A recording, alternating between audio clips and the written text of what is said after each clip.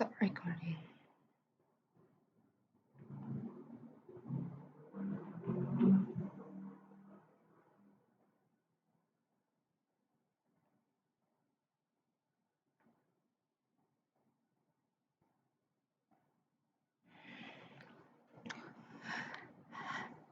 Halo semuanya, perkenalkan, di sini saya ingin membawakan responsi pengenalan penginderaan jauh, yaitu modul 1. Selanjutnya, sebelum dilanjutkan, kita perkenalan dulu. Di sini ada saya, Yasmin Afifah Karisma Putri, dengan NIM 2604012014048, kelas Ilmu Kelautan A. Dan di sini poin pembahasan yang akan dibahas yaitu tentang penginderaan jauh, selanjutnya ada kelebihan dan kekurangan, terdapat jenis-jenis citra, terdapat software, terdapat satelit. Oke, kita lanjut aja. Apa sih itu penginderaan jauh?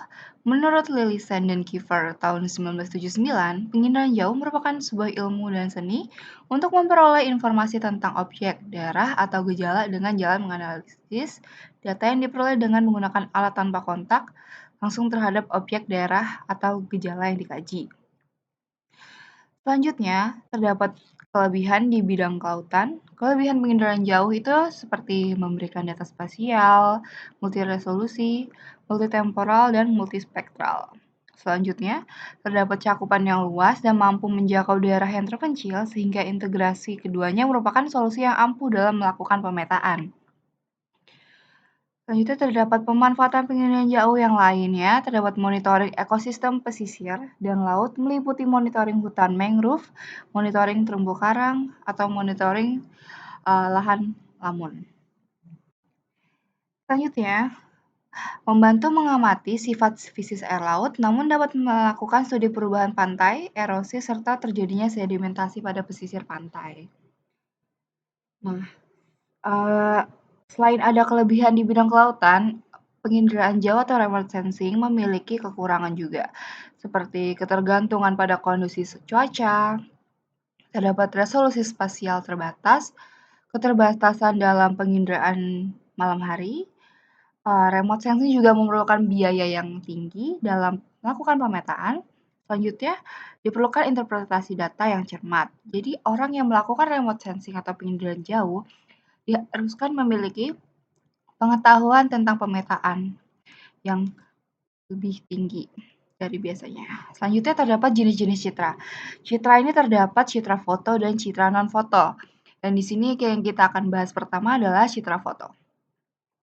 Citra foto merupakan sebuah gambaran suatu gejala yang terdapat di permukaan bumi sebagai hasil pemotretan dengan menggunakan alat yaitu kamera. Data citra foto berupa gambaran yang mirip dengan wujud aslinya atau berupa gambaran planimetrik.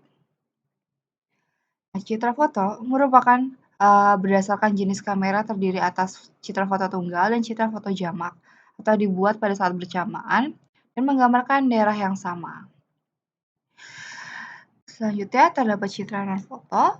Citra non-foto merupakan gambaran objek di permukaan sebagai hasil dari penginderaan jauh dengan menggunakan sensor tanpa adanya alat kamera, tetapi menggunakan cara memindai atau scanning dengan objek yang bersangkutan.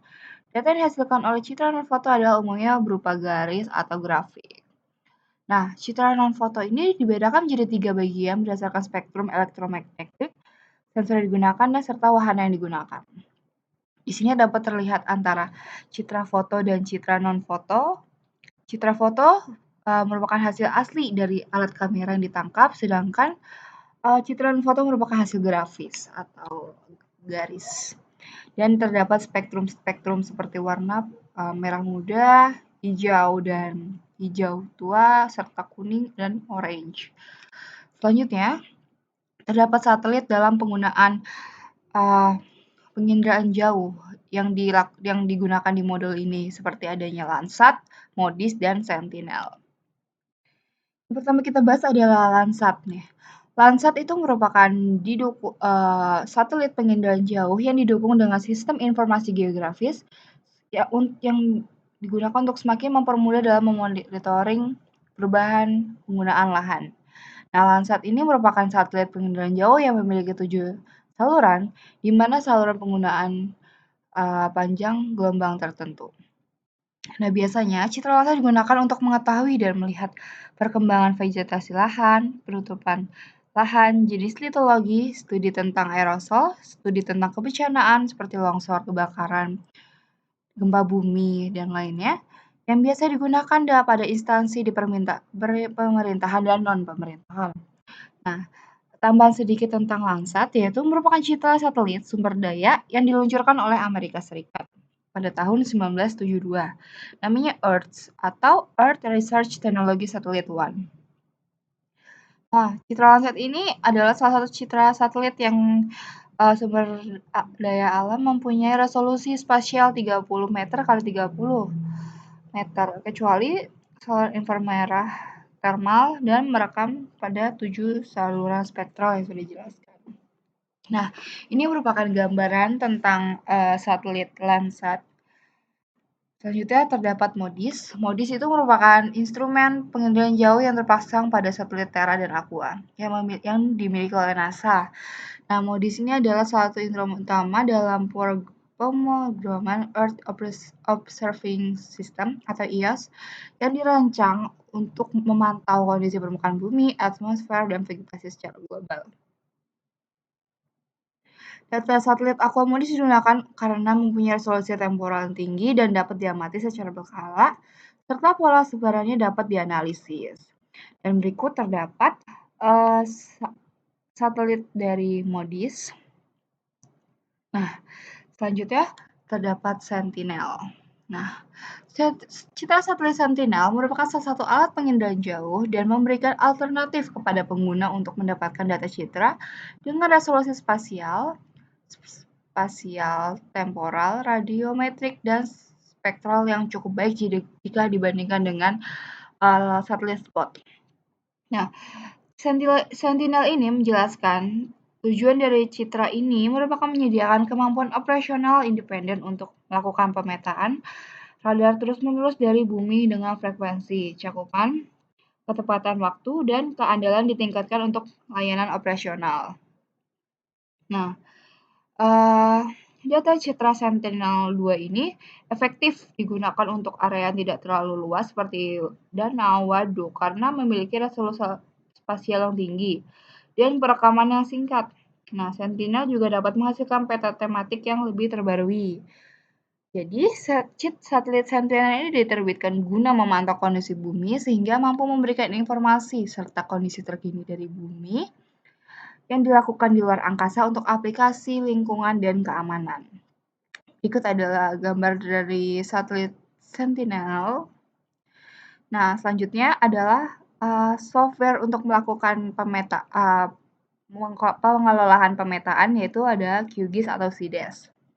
Nah, QGIS ini merupakan Quantum GIS, merupakan jenis software sistem informasi geografis berbasis open resource dan free untuk dilakukan pengelolaan data geospasial.